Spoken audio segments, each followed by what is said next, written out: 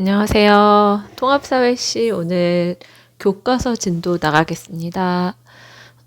여러분들 교과서 시험 범위에서 남아있는 부분 책 읽어가면서 중요한 부분 체크해가면서 진도 나갈 건데요.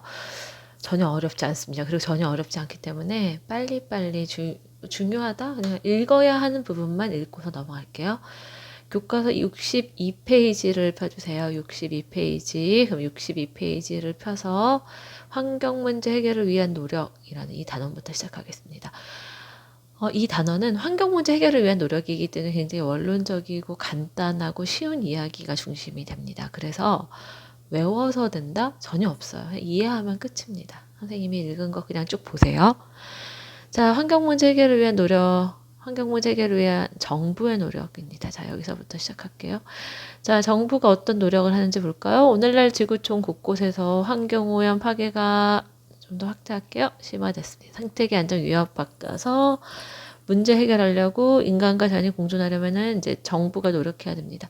시민단체 노력하고요. 기업이 노력하고 개인이 노력하는 겁니다. 그래서 이 단어는 이 정부, 시민단체, 기업, 개인의 노력을 나누어서 살펴보는 겁니다. 그럼 그 첫 번째 정부의 노력 볼까요? 정부는 법하고 제도를 마련해요. 그러니까 이제 시민단체, 기업, 개인이 할 수 없는 거죠. 그래서 기업, 국민이 실천하도록 합니다. 예를 들어서 환경오염 발생을 규제하는 측면에서 오염물질을 배출하는 사업자, 소비자를 처벌하고 부담금을 부과합니다. 그리고 환경오염을 예방하는 측면에서 친환경 사업자에게는 보조금을 지급하고 개발 사업 전에는 환경영향평가를 합니다.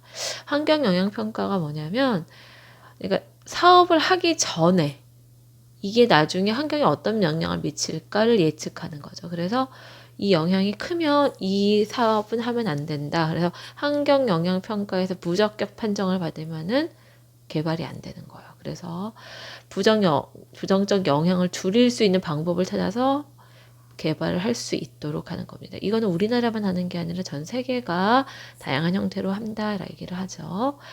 이 밖에도 정부가 하는 건 뭡니까? 친환경 제품에 관한 정보를 소비자에게 제공, 친환경 산업 육성, 청정 과학기술과 에너지 연구 개발을 장려합니다. 그래서 오늘날 환경 문제는 국가에 영향을 끼쳐서 국가 간 협력이 필요하고 이에 따라 정부는 기후변화와 같은 전 지구적 전형 환경 문제 공동으로 대응하는 노력에 동참한다. 좋은 말이네요. 네, 넘어갈게요.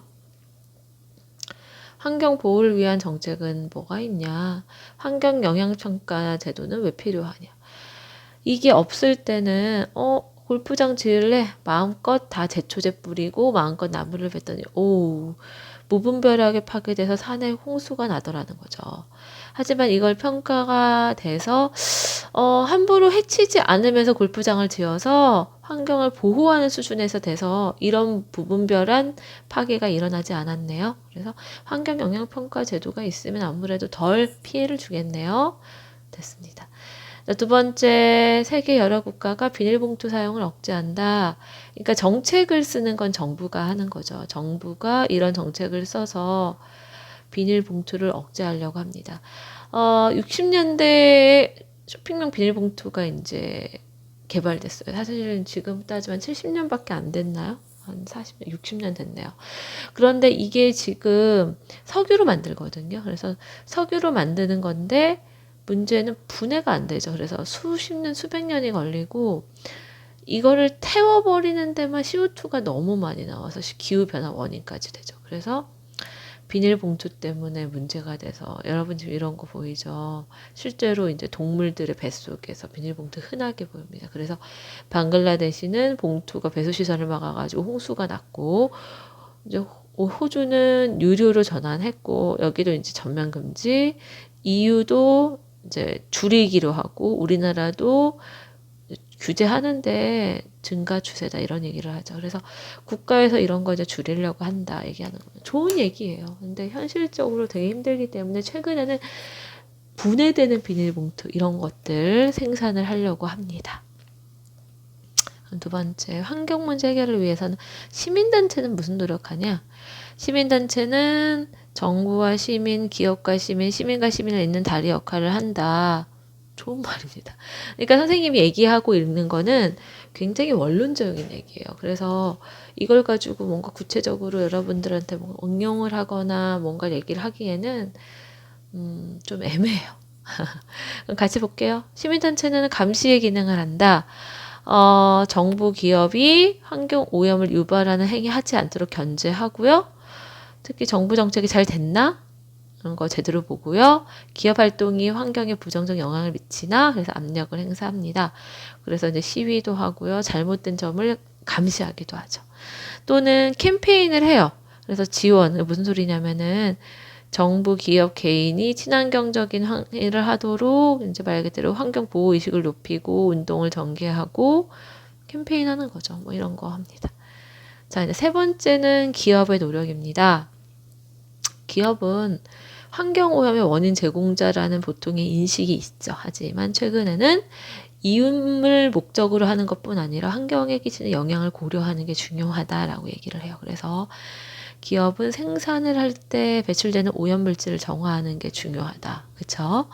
유통할 때 유통 단계에서 사용되는 것을 오염되는 이제 뭐라고 하죠? 말 그대로 화석 연료를 줄여야 돼가지고 뭐라고 해야 될까요? 상품을 진화루가 판매할 때 친환경 제품을 판다던가 이런 걸 합니다. 그 다음에 폐기할 때 분해가 잘 되는 재질을 쓴다던가 과대 포장 안 한다던가 그런 거 하죠. 그런데 폐 소방 호수 같은 거를 가방을 만들어서 쓴다던가 이런 것들이 다 하나의 기업이 하는 방법이다라고 합니다. 좋네요. 네. 실제로 요즘에는 친환경 자동차 같은 것들 많이 나오죠. 그래서 전기 자동차, 뭐 그래서 향후 몇 년 후에는 전기 자동차가 대세가 될 것이다. 뭐 이런 얘기를 하는 겁니다. 마지막으로 볼 것들은 그거와 관련해서 이제 환경 보호를 위한 시민단체와 기업의 노력을 구체적으로 볼 건데요. 시민단체 중에서는 그린피스가 제일 유명합니다. 그린피스가 79년에 창설됐어요. 그러니까 40년이 넘었죠. 전 세계에서 가장 규모가 큰 시민단체 중에 하나인데 얘네가 하는 게 되게 많아요.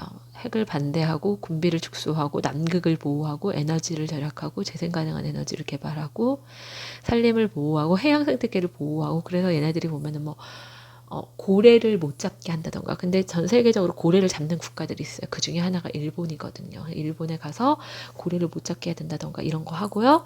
그 다음에 일본이 얼마 전에 그 동일본 대지진 이후에 만들어진 방사능 물질을 바다로 폐기하겠다 했을 때 그린피스가 적극적으로 막으려고 하고 그런 것들이 있죠. 그 다음에 남극을 보호하려고 한다던가 이 모든 것들을 하는 게 그린피스예요. 그래서 여러분들이 그린피스라는 그 단체에 대해서 들어봤다면 얼마나 규모가 큰지 한 번쯤 홈페이지에 들어가서 보셔도 나쁘지 않을 것 같아요. 최근에 그린피스가요, 레고에 압박을 넣어서 북극에서 석유를 시추하는 S사, 그러니까 이게 영국의 쉘이라는 회사가 있어요. 되게 유명한 다국적 기업이에요. 이 회사하고의 협력 관계를 하지 말아라.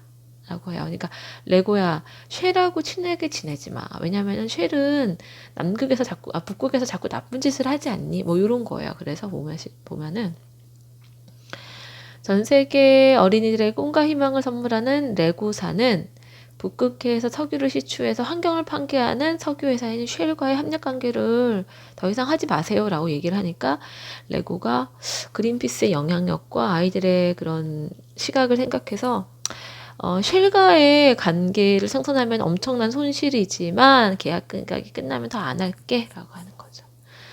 결국 이런 캠페인 활동, 시민단체 활동이 영향력을 행사할 수 있구나라는 것을 보여주는 겁니다.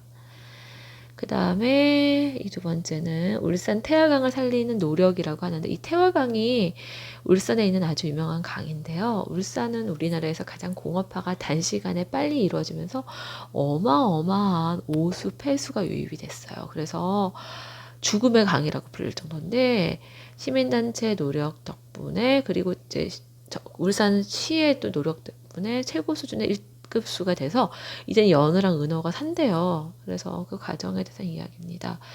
울산광역시 그러니까 정부에서는 하수처리장을 건설해서 수질을 개선시켰고 그 주변에 대공원을 지어가지고 사람들이 쉴 수 있는 공원으로의 역할을 했고요. 기업들도 오수 배출을 억제하면서 정화하는 기술을 개발해서 태화강을 살렸어요. 그다음에 시민단체도 수중 정화 사업을 벌이고 쓰레기 어로 시설 걷어들여서 자율적으로 정화를 했더니 보세요.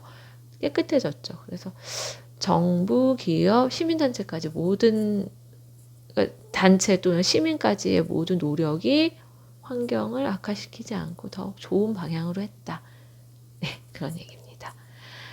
자, 그러면 환경 문제를 해결하기 위해서 개인은 어떻게 할까요? 이거야말로 제일 쉬워요. 개인은 할 수 있는 실천 방안을 하면 돼요. 예를 들어가지고 지금 5번째 줄에 이런 말이 나오죠. 개인은 일상생활에서부터 환경보호를 실천하겠다는 의지를 가지고 환경 문제에 관심을 가지고 환경정책 제도를 고려하고 한다는 거죠. 그러면 아무래도 더 괜찮지 않겠느냐. 환경을 고려하는 개인 소비를 하고 기업도 친환경적인 제품이나 기술 개발을 하도록 자꾸 그런 걸 쓰는 게 중요하다. 이런 얘기합니다. 그래서 밑에 보시면은 옆에 보시면은 자원 에너지를 절약해라. 진짜 원론적인 얘기입니다. 너무 쉬운 얘기고. 그래서 이제 구체적으로 얘기합니다. 종이컵 쓰지 말고 개인컵 써라. 대중교통 자전거 이용해라. 우리가 쓰지 않는 가전제품 플러그 뽑아라. 샤워기도 절수형. 그러니까 물을 좀 아껴서 쓸 수 있는 샤워기 쓰고 음식물 쓰레기 남기지 말아라. 그 다음에 재활용 생활화하고 재사용. 쓸모 있으면 버리지 말고 고쳐 쓰고 다른 사람에게 팔고 기증해라. 뭐 우리도 교복 물려주기 이런 거 하고 얘기를 다 하는 거죠. 그리고 분리배출 잘해라. 여러분들 뭐 어려운 거 없죠? 이런 것들이 다 중요한 환경을 위한 개인의 노력입니다. 그래서 인증 사진 같은 거 보이네요.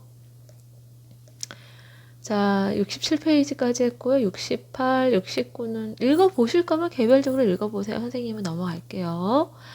그러면은 이제 마지막에 있는 70페이지 내용 한번 풀어볼게요. 어떤 반은 이걸 풀었을지도 모르는데 그냥 풀어도 상관없으니까 할게요. 가로 안의 내용 중에 알맞은 말을 골라라. 이거는 했던 거죠. 1년 내내 기온이 높은 지역은 볶거나 튀긴 요리한다. 1년 내내 비가 많이 적게 많이 내리면 평평하다. 자연재해와 관련된 시민에게 보장된 권리를 서술해라. 이거는 사실 교과서에서 그런 말이 나와요. 안전할 권리라는 게 있어요. 근데 이거는 법적인 개념이니까 뭐 굳이 더 설명 안 하고 이제 안전을 위해서 국가가 해야 하는 거예요. 그래서 국가는 국민을 위해서 시민을 위해서 안전을 보장할 권리가 있어요. 그래서 자연재해에 대비하고 방지하고 알려야 하고 뭐 그런 것들입니다. 이제 시험 범위는 2와 3이네요. 같이 볼게요. 자연에 대한 다양한 관점에서 가로를 보고 골라라. 인간만이 본래적 가치를 지내고 자연을 인간 이익에 따라 평가하는 관점은 인간 중심이에요? 생태 중심이에요? 인간 중심. 땡땡 중심주의는 자연이 그 자체로 존중받을 가치가 있고 인간이 생태계 구성원입니다. 생태 중심이네요. 동양에서 자연을 바라보는 관점은 뭐냐? 사실 동양에선 자연을 도교, 도가, 그다음에 유교, 그다음에 불교 이를 세 개로 나누어서 봤는데 유교는 천인합일이었고 불교는 연기 사상이었고 도가는 무의자연이었어요. 그러니까 핵심 포인트 단어가 그 세 개였는데 얘네들의 단어를 다 조합해서 관점을 간략히 서술하면 인간과 자연은 조화가 중요하다. 이거 얘기하는 거예요. 그래서 인간과 자연의 조화에 대해서 이야기한다라고 생각하시면 됩니다. 자, 그 다음 3-1 정부는 각종 개발 사업이 시행되기 이전에 환경에 미칠 영향을 예측하고 평가하는 환경 영향 평가 제도를 운영한다 라고 합니다. 됐죠? 아까 앞에서 했고 기업이 친환경 경영을 추구하며 시행하는 노력은 기업이 하는 거예요. 이건 직접 풀어보실래요? 잠시 멈춤하시고 풀어보세요. 기업은 포장을 지양, 과대 포장 안 한다는 거죠. 유통 과정을 간소화, 친환경 기술을 개발. 그러니까 이 세 개는 다 기업이 하고요. 법 제정은 누가 한다고 했죠? 정부가 하는 거니까 요거는 아니네요. 개인이 일상생활에서 환경 보호하는 방안을 써봐라. 재활용 잘하고 전기 아껴 쓰고 버스 타고 다니고 자전거 타는 그런 것들이겠네요. 넘어가겠습니다. 교과서만 하니까 금방금방 넘어가네요. 자, 마지막 페이지입니다. 시험 범위의 마지막 페이지. 바로 토론활동하기에서 갯벌의 이용 가치와 보전 가치입니다. 그나마 요게 조금 더 내용이 있어요. 요거는 선생님이 읽어서 설명을 조금 할게요. 자, 갯벌은 어떤 땅입니까? 우리나라 서해 바다에 넓게 분포하고 밀물에는 바다였다가 썰물 때는 육지가 되는 일종의 뻘이에요. 뻘. 뻘이라서 들어가면 푹푹 발이 빠지죠. 이곳 바로 갯벌, 그러니까 갯벌이라는 게 표준어긴 한데 그러니까 이 벌이란 뜻이 뻘이라고 생각하시면 되는데 얘가 어떤 땅으로 이용의 가치가 있고 보존의 가치가 있는지 볼게요. 우리나라 서해 바다는 밀물과 썰물의 차이가 커서 갯벌이 되게 넓어요. 그러다 보니까 옛날부터 대규모 간척 사업을 했죠. 실제로 이 고려 시대에 무신정권 때 강화도로 도망을 가죠, 사실은. 그때 강화도 주변에 갯벌을 굉장히 많이 간척을 해서 다 벼농사지대로 바꿔요. 우리나라는 고려 시대부터 갯벌을 간척했어요. 그러니까 땅으로 만들어서 농경지로 쓴 거죠. 그래서 갯벌은 농경지, 공장 땅, 주거 단지로 바뀌었죠. 하지만 최근에는 육지로 만든 땅을 간척 이전의 상태인 역간척을 한대요. 이게 무슨 소리인지 볼게요. 충남 역간척 사업 대상 지역으로 보령호, 서산, 고파도 폐염전이 선정됐어요. 폐염전은 염전이었다가 없어진 거예요. 왜 역간척을 하느냐? 수천억을 들여서 갯벌을 없애고 간척지를 조성을 했어요. 근데 오염만 심해졌어요. 그리고 갯벌이 생태계 보고로 경제적 가치가 훨씬 크대요. 이게 무슨 소리인지 왼쪽 걸 볼게요. 갯벌은 여러 기능이 있지만 사실 선생님이 생각하는 최고의 기능은 오염물질 정화입니다. 나머지 것도 우선 볼게요. 그러니까 바다나 육지에서 영양 염류 공급을 받으면 이게 그러니까 쉽게 말하면 영양 염류가 영양분이라고 생각하시면 되잖아요. 이거를 누가 먹냐면 생물들이 먹으면은 생물들이 그걸 열심히 먹다 보니까 이 갯벌에는 조개 같은 어패류나 어류나 그 다음에 뭐 게, 꽃게 같은 거 작은 꽃게나 뭐 망둥어나 해서 그런 어류 작물 그러니까 어류 자원이 되게 풍부해요. 걔네들이 많이 살면 우리가 많이 잡아먹을 수 있잖아요. 그러다 보니까 기본적으로 갯벌은 그런 기능이 발달되어 있었어요. 여러분 낙지 같은 것도 갯벌에서 잡습니다. 근데 실제로 갯벌의 제일 큰 기능은 뭐냐면 육지에서 배출되는 그러니까 실제로는 강에서 나오는 엄청난 더러운 오염된 물을 갯벌을 지나면서 다 정화를 해요. 그게 가능한 게 이 갯벌의 흙은 진흙이에요. 여러분 진흙은 굉장히 작은 흙이에요. 그렇기 때문에 흙과 흙 사이의 틈도 정말 작아요. 여러분 흙이 크면 흙 사이의 틈도 크거든요. 근데 진흙은 정말 작아요. 그러면은 흙 사이의 틈이 작기 때문에 흙 사이사이로 물이 잘 안 빠져나가요. 물이 잘 안 빠져나간다는 것은 물이 잘 고여 있다는 뜻이기도 하지만 더러운 물질도 잘 안 빠져나가요. 그럼 어떠냐면은 갯벌에서 천천히 흘러나오면 나중에 그 물은 정말 깨끗하게 나오는 거예요. 무슨 말인지 알겠죠? 그래서 갯벌은 인간이 인위적으로 만들어 놓은 정화시설보다 훨씬 더 정화 능력이 뛰어납니다. 그 외에도 태풍이 불고 해일, 바닷물이 역류하는 해일이 쓰나미 같은 게 와도 완화됩니다. 왜냐하면 우리 육지까지 오지 않게끔 막아주는 역할을 하죠. 완충 지역이에요. 그리고 염전, 소금전이죠. 소금을 만드는 염전도 양식장, 철새가 오는 곳으로서 기능도 있어서 땅으로 만드는 것보다 훨씬 가치가 많아요. 그래서 갯벌이 더 경제 가치가 크다라고 판단을 했어요. 그래서 역간척을 해야겠다라고 생각을 합니다. 역간척을 해서 바닷물이 다시 들어오고 갯벌을 복원해서 생태계를 조성하는 게 좋다고 생각을 한 거죠. 그렇기 때문에 이게 우리나라만 하는 게 아니라 미국도 50% 이상 훼손된 갯벌을 복원하기 위해서 예산을 투자하고 유럽이 특히 많이 했어요. 그래서 유럽 최대 갯벌, 독일, 네덜란드, 덴마크 이 대서양 쪽 해안에 바덴해라는 곳의 갯벌을 보호하려고 간척을 아예 중단해서 78년부터니까 얘네는 예전역의 갯벌을 간척할 마음이 없었어요. 그냥 그대로 놔두는 거죠. 일본도 80년대부터 복원하는데 우리가 지금 기사가 2016년이니까 우리는 좀 늦었는데 최근에 이제 갯벌 더 하지 건드리지 말자 이렇게 얘기를 하는 겁니다. 역간척이라는 게 의미가 좀 있습니다. 그래서 역간척 왜 하냐? 왜 했습니까?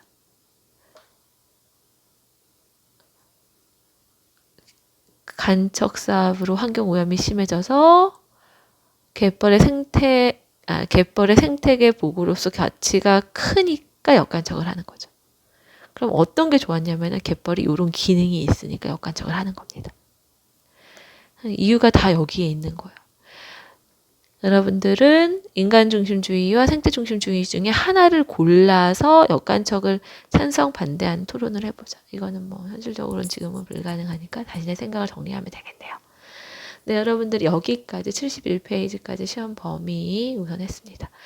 알다시피 우리 이번 너무 줄었네요. 우리 이번 기말고사 시험 범위는 48, 교과서 49, 그 다음에 이게 변홍사에 대해서 설명한 거죠. 그다음 요 교과서랑 앞으로 좀 갈게요. 조금 더 이렇게 앞으로 갈게요. 선생님이 이렇게 내려갈게요. 가서 어디서부터 시작을 하느냐. 또 막상 필려니까 안 보이네요. 좀 더 가서 갈게요. 시간 낭비하고 있는 거. 선생님 잠깐 멈춤하고 할게요. 그 다음에 아이고 안 써지네요. 잠시만요. 54부터 71까지가 교과서 시험 범위고요. 그 다음이 이제 프린트 3장. 네. 그리고 우리 독도도 시험 범위 들어간다고 했죠. 네. 기말고사 준비 잘 하시고요. 프린트 남은 부분, 안 한 부분은 그 기말고사 전 주에 마무리로 직접 직강으로 수업을 해서 하겠습니다. 네, 모두 수고하셨습니다.